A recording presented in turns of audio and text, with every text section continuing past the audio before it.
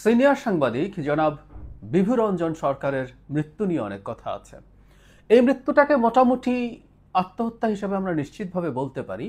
কারণ হলো তিনি যখন নিখোঁজ হয়ে যান, তার ডেড বডি নদী থেকে উদ্ধারের আগেই বেরোনোর সময় তিনি বিডি নিউজ 24-কে একটা লেখা পাঠান, যেটা তার শেষ লেখা হিসেবে ছাপানো যেতে পারে বলে বলছিলেন, প্রকাশ করা যেতে পারে বলে বলছিলেন, এবং সেটা বেশ খানিকটা সুইসাইড নোটের মতোই। সুতরাং তিনি যেটা বলেছেন সেটাকে আমরা ধরে এটাকে আত্মহত্যা হিসেবে দেখতে পারি। ব্যক্তিগতভাবে তাকে আমি চিনতাম। আমরা একটা সময় বেশ কয়েকবার আড্ডা দিয়েছি একটা জায়গায়। কমন আরও অন্য লোকজন ছিলেন, আরও অন্যান্য জার্নালিস্টরা ছিলেন। তার সাথে ব্যক্তিগত পর্যায়ে ফোনে কথা হয়েছে। তিনি যখন তার নতুন পত্রিকায় যোগদান করেন, আজকের পত্রিকায়, খুবই রিকোয়েস্ট করতেন লেখার জন্য। আমি আসলে তখন অন্যান্য অনেক পত্রিকায় লেখায় ব্যস্ত ছিলাম, তারপর তার অনুরোধে লেখার চেষ্টা করেছি। তার সাথে এক ধরনের একটা ব্যক্তিগত পর্যায়ের একটু ইনফর্মাল একটা সম্পর্ক ছিল। তার যে সুইসাইড নোট, আসলে সেটা নিয়ে, এটাকে আমরা সুইসাইড নোট হিসেবেই বলছি, কিছু কথা বলা দরকার আছে, এবং তার মৃত্যুটাকে নিয়ে আমরা যেভাবে যা যা করছি সেগুলো নিয়ে একটু কথা বলতে চাই। আমি আমাদের এই অঞ্চলে মৃত মানুষদেরকে নিয়ে আলোচনার, অন্তত তাৎক্ষণিক আলোচনার চল খুব একটা নেই। তার উপরে একটা মর্মান্তিক আত্মহত্যার পর এই কথাগুলো বলা নিয়ে অনেকের হয়তো নানান রকম চিন্তা কাজ করতে পারে, কিন্তু কিছু কথা বলা দরকার আছে বলে আমি মনে করি। শুরুতে একটা খুব ভুল প্রবণতার কথা বলি, সেটা হলো আমরা এখনো আত্মহত্যার নিউজ কিভাবে ডিল করতে হয়, কিভাবে ট্রিট করতে হয় সেটাই শিখিনি। বেশ কিছুদিন আগে প্রথম আলোতে একটা বিস্তারিত কলাম লিখেছিলাম এটা নিয়ে, যে সারা পৃথিবীতে প্রচুর এভিডেন্স আছে আত্মহত্যার নিউজ আমরা যেভাবে প্রেজেন্ট করি সেটা ফার্দার আত্মহত্যার ক্ষেত্রে প্রভাব বিস্তার করে। খুব বিস্তারিত আজকে কথা বলছি না। আমাদের এক ধরনের টেন্ডেন্সি থাকে যে তিনি কত কষ্টে পড়ে আত্মহত্যা করেছেন সেটা প্রমাণ করা, এবং এটার মাধ্যমে যেটা হয়, সমাজে এক ধরনের ন্যারেটিভ তৈরি হয়, এক ধরনের জাস্টিফিকেশন তৈরি হয় আত্মহত্যার পক্ষে। আত্মহত্যার আসলে কোনো যুক্তি নেই। আত্মহত্যা একটা বিশেষ মানসিক কন্ডিশনে থাকা মানুষের, এবং তার এক ধরনের মানসিক দুর্বলতা বা কোনো ক্ষেত্রে মানসিক অসুস্থতার কারণেই এই ঘটনাগুলো ঘটে। যার মধ্যে আত্মহত্যার ন্যূনতম চিন্তা আছে, চিকিৎসা বিজ্ঞান বলে তার একজন মনোবিজ্ঞানীর সাথে বা একজন সাইকিয়াট্রিস্টের সাথে আলোচনা করা জরুরি। সুতরাং আমরা কোনোভাবেই যেন তিনি কত খারাপ ছিলেন, তিনি কত কষ্টে ছিলেন, তিনি সাংবাদিকতা করে কিছু করতে পারেননি, সেই হতাশাকে আত্মহত্যার যৌক্তিকতা হিসেবে যেন না দেখাই। খুব ভুল চর্চা এটা। আমাদের প্রায় ক্ষেত্রেই মর্মান্তিক আত্মহত্যা যেগুলো হয়, একজন মানুষ এটা করতে পারেনি বলে এই হতাশা থেকে করেছে, ওটা থেকে করেছে, তখন আমরা সেই আত্মহত্যাকে যৌক্তিকতা দেওয়ার চেষ্টা করি। এটা খুব ভুল চর্চা। বিভুরঞ্জন সরকারের আত্মহত্যার ঘটনাটাকে সাংবাদিকদের, তিনি দীর্ঘ 50 বছর সাংবাদিকতা করেছেন, সাংবাদিকদের এত লম্বা সময় চাকরি করেও, ক্যারিয়ারের পরও তার কিছু হয়নি, এটার একটা যুক্তি হিসাবে দেখা যায়। Please please don't do this. এর বাইরে তিনি সাংবাদিকদেরকে নিয়ে যা যা বলেছেন, এই আলাপগুলো হতে পারে আমাদের সাংবাদিকতা, সংবাদপত্রের মালিক তারা কি কি করছেন না করছেন, তাদের কি অবস্থা আছে, কি করলে এটা ভালো হয়, সেই আলাপগুলো হতে পারে। সেগুলো হোক, সেগুলো হওয়া দরকার আছে। কারণ আমরা গণতন্ত্রের কথা যদি বলি, একটা স্বাধীন গণমাধ্যম ছাড়া আসলে গণতন্ত্র কোনো দিন টিকে থাকতে পারে না। নো ওয়ে, ফোর্থ স্টেট এটা। সুতরাং এই আলাপ হোক, এবং কেন, কি কারণে এই পরিস্থিতি হয়েছে সেগুলো থাকুক।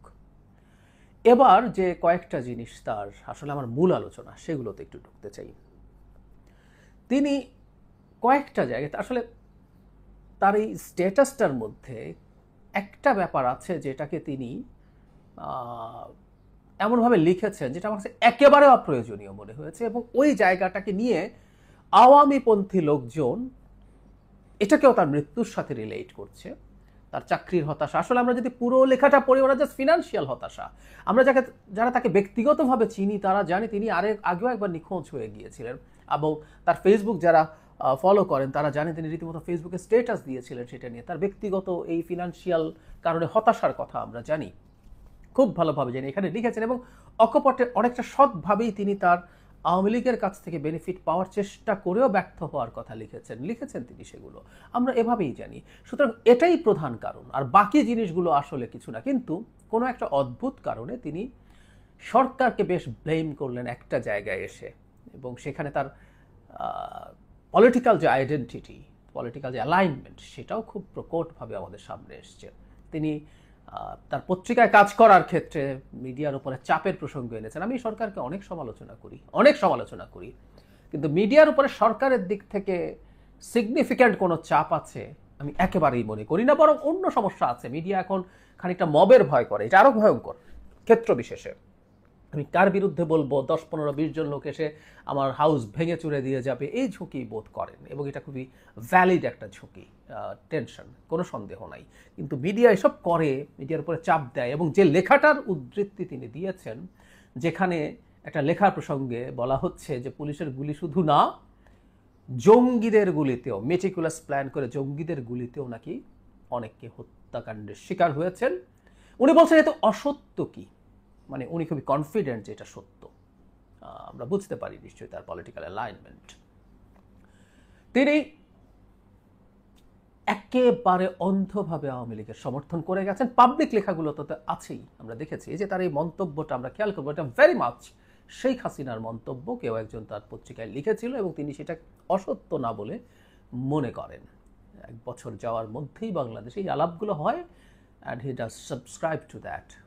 আচ্ছা, এখন যে কথাটা বলছিলাম, তার পাবলিকলি অ্যাভেইলেবল যে অপিনিয়নগুলো আছে, লেখাগুলো আছে, তিনি সেগুলো যদি আমরা যে কেউ দেখি তাহলে দেখব তিনি আওয়ামী লীগের যে এস্টাবলিশমেন্ট তাকে বাঁচিয়ে রাখার চেষ্টা করেছেন, সর্বোচ্চ চেষ্টা করেছেন। আমি প্রায় বলি, কেউ একজন 14 পরও যদি আওয়ামী লীগ খানিকটা করে টোরেও থাকে, 14 নির্বাচনকে যদি আমরা এইভাবে ছাড় দেই যে নির্বাচনে তো বিএনপি নির্বাচনে যায়নি, তাই আওয়ামী লীগের কী করার ছিল, কেউ ভাবে বলতে পারেন যদি বিএনপি কেন নির্বাচনে যায়নি সেটা পঞ্চদশ সংশোধন এবং তত্ত্বাবধায়ক সরকার বাতিলের সাথে রিলেটেড, আমি সরিয়েও যদি রাখি। 18 সালে যে বিভৎস ভোট ডাকাতি হয়েছে, এরপরও যারা আওয়ামী লীগকে সমর্থন করার চেষ্টা করেছেন, কেউ বলেন বিশ্বাস থেকে। আমি দেখলাম কেউ লিখছেন যে যারা বিভূরঞ্জন সরকার বিশ্বাস করতেন আওয়ামী লীগ ঠিক হয়ে আসবে, আওয়ামী লীগকে ঠিক রাখতে চেয়েছেন। আর তা না, আসলে তার লেখার মধ্যে আসলে ওনার আওয়ামী সমর্থনের একদম একটা ক্লিয়ার নির্দেশনা আছে। তিনি প্লট চেয়েছেন, তিনি টাকা চেয়েছেন, এমনকি শেখ হাসিনার গুণগান করে তিনি বই লিখেছেন, সেই বই থেকেও তিনি টাকা পাননি। তো উনি আসলে সরকারের মনোযোগ আকর্ষণ করার, সরকারের দয়া পাওয়ার, সরকারের যে কোনো রকম সুবিধা পাওয়ার চেষ্টা করেছেন। সুতরাং তার যাবতীয় activism in favour of Awami লীগকে আমরা এই ধরনের গ্রাউন্ডেই দেখতে চাই, খুব ক্লিয়ারলি বলছি, দেখতে চাই। এবং ব্যক্তিগতভাবে দেখেছি, আমি ওনার সাথে আওয়ামী লীগ সমর্থন করা, বিশেষ করে এটা একেবারে ব্যক্তিগত, উনি ডিফেন্ড করার জায়গায় নেই, আমি মিথ্যে বলছি না, আমরা তার এই জায়গাগুলো দেখেছি, তাকে আরও অনেকেই জানেন। তার সাথে যখন এই ধরনের ইস্যু নিয়ে ডিবেট হতো আওয়ামী লীগের পক্ষে তিনি যখন আছেন, আমি শেখ হাসিনার 24 পতনের বেশ আগের কথা বলছি, ইনফ্যাক্ট শেখ হাসিনা পতনের পর আমি তার সাথে আমার আর কখনো দেখা হয়নি, কথা হয়নি। একটা সময় প্রচুর হতো, এবং উনি খুব ইনটলারেন্ট ছিলেন। আওয়ামী লীগের ব্যাপারে প্রশ্ন তুললেই তিনি মাঝে উনি খুবই শান্ত মানুষ, খুবই আন্তরিক মানুষ, কোনো সন্দেহ নেই, খুবই খোলা মনের মানুষ। উনি অসৎভাবে যেভাবে লিখলেন যে উনি আওয়ামী লীগের অনুকম্পা পাওয়ার চেষ্টা করেছেন, এগুলো উনি সরাসরিও কিন্তু বলতেন। খুব এই ধরনের একটা সততাও তার ছিল, কিন্তু খুবই ইনটলারেন্ট ছিলেন উনি আওয়ামী লীগকে নিয়ে কিছু বলার ক্ষেত্রে। উনি সাধারণ বিতর্কও করতে পারতেন না। সুতরাং এটাকে আমরা কিভাবে দেখব, আসলে খুব সহজভাবে দেখব কিনা, কেউ একজন জাস্ট সমর্থন হিসেবে দেখব কিনা, সেই প্রশ্ন আসবে। আমি এই জায়গায় আসবো। মাঝখানে আরও 2-1টা জিনিস একটু যোগ করি। তিনি তার পারিবারিক কথা বলেছেন, এবং তিনি তার কন্যার ক্ষেত্রে একটা অভিযোগ করেছেন। পোস্ট গ্রাজুয়েশনে কেউ ফেল করতে পারে, কিন্তু এটাকেও যেভাবে ফ্রেম করছেন তিনি, আমি নিশ্চিত না এটা কতটা সঠিক। এটা দেখার ব্যাপার আছে, এটা দেখা উচিত হবে বলে আমি মনে করি। সুতরাং সেটা সরকার তদন্ত করে দেখুক, বুঝে দেখুক। কিন্তু ঢালাও ধরনের অভিযোগ, শুধু সেটা না, তিনি অবিশ্বাস্যভাবে আরেকজন সিনিয়র জার্নালিস্ট জনাব মাহবুব কামালের নাম এনেছেন। মাহবুব কামালের প্রতি তার এক ধরনের জেলাসি আছে বলে মনে হয়। মজার ব্যাপার হচ্ছে, খুবই ক্লোজ সম্পর্ক ছিল দুজনের। আমি যে আড্ডায় মাঝে বিভু রঞ্জন সরকারের সাথে দেখা হয়েছে, এটা মূলত মাহবুব কামাল এটাকে অ্যারেঞ্জ করতেন। আমি অনেকবার গেছি, তো সেইখানে আসলে অন্যান্য আরও জার্নালিস্ট বা অন্য মানুষজনও আসতেন, সেখানে বিভু রঞ্জন সরকার থাকতেন মাঝে। তো সেখানে তিনি কি পেয়েছেন, কি করেছেন, সেগুলো সামনে আনার কোনো প্রয়োজন আসলে ছিল বলে আমার মনে হয় না। এখন কেউ মনে করতে পারেন যে তিনি খুব শান্ত মাথায় এই কাজগুলো করেছেন কিনা। আমি আবার এটা বলি যে মানুষটা আত্মহত্যার সিদ্ধান্ত নিয়ে গেছেন এবং সেটা তিনি শেষ পর্যন্ত কার্যকর করেছেন, তিনি খুব শান্ত মাথায় ছিলেন তাও না। আমরা তার এই চিন্তাগুলো, এই অপিনিয়নগুলোকে কিছুটা কিছুটা ক্রিটিক্যালি দেখলেও কিছুটা ছাড়ও দিতে চাই, আমি মনে করি তার এই সিদ্ধান্তটাকে। কিন্তু যে কথাটা বলছিলাম, তিনি বিশ্বাস থেকে করুন আর সুবিধা পাওয়ার জন্য করুন। জনাব বিভুরঞ্জন সরকারের মতো মানুষরা আসলে শেখ হাসিনাকে ক্ষমতায় টিকে থাকতে সাহায্য করেছেন, তবে একটা সময় পর্যন্ত তাদের ভ্যালু ছিল। আমি যদি খুব ক্রুডলি একটা কথা বলে ফেলি, যখন জনাব বিভুরঞ্জন সরকার আওয়ামী লীগের অনেক অনুকম্পা বা সুবিধা পাওয়ার চেষ্টা করছেন, তখন আসলে বিভুরঞ্জন সরকারদের আর আওয়ামী লীগের প্রয়োজন ছিল না। এটা ওনারা ভুল করেছেন। এটা আমার আর্গুমেন্টকে ফুলফিল করে। সেটা হচ্ছে সর্বোচ্চ 2018 সাল পর্যন্ত আওয়ামী লীগের পক্ষে ন্যারেটিভ অ্যাস্টাবলিশ করার লোকজনের দরকার ছিল, কারণ ওই পর্যন্তই আওয়ামী লীগ একটা ফ্যাসিস্ট দল হিসাবে বলা যেতে পারে। এরপর আওয়ামী লীগ আটারলি একটা ক্রিমিনাল অর্গানাইজেশন, একটা মাফিয়া গ্যাং হয়েছে, একটা মাফিয়া রেজিম কায়েম করেছে। সেখানে বিভুরঞ্জন সরকার বা আর কারো কোনো রকম কোনো ন্যারেটিভের কোনো প্রয়োজন ছিল না। আওয়ামী লীগ স্টেটের অ্যাপার্টাস বের করে, অর্গানাইজড ক্রাইম ইউজ করে সে মানুষজনকে দমন করে ক্ষমতায় থেকেছে। সুতরাং বিভুরঞ্জন সরকার বা আর কেউ ওখানে আমি এটা করতে পারি, সেটা করতে পারি, ওই যে আগে এক সময় সকল বুদ্ধিজীবী সংস্কৃতিসেবীরা ছিল যারা আওয়ামী লীগের পক্ষে বিবৃতি দিলে সোশ্যালি বিরাট ইম্প্যাক্ট পড়তো, পরবর্তীতে হাসাহাসি হয়েছে, তাদের সেই সোশ্যাল ক্যাপিটাল আসলে আর কোনোভাবেই ছিল না। সুতরাং ওদের ওই গুরুত্ব ছিল না, কিন্তু তারপর ওনারা চেষ্টা করে গেছেন এবং একটা সময় অন্তত আওয়ামী লীগকে এই অন্যায় অবৈধ পথে ক্ষমতা টিকিয়ে রাখার জন্য সমর্থন করেছেন। 2014 সালে 11 সালে সংবিধান সংশোধন থেকে শুরু করে 14 সালে যা হয়েছে, কেন হয়েছে, কি হয়েছে, জনাব বিভুরঞ্জন সরকারের নিশ্চয়ই এগুলো বোঝার মতো জ্ঞান ছিল।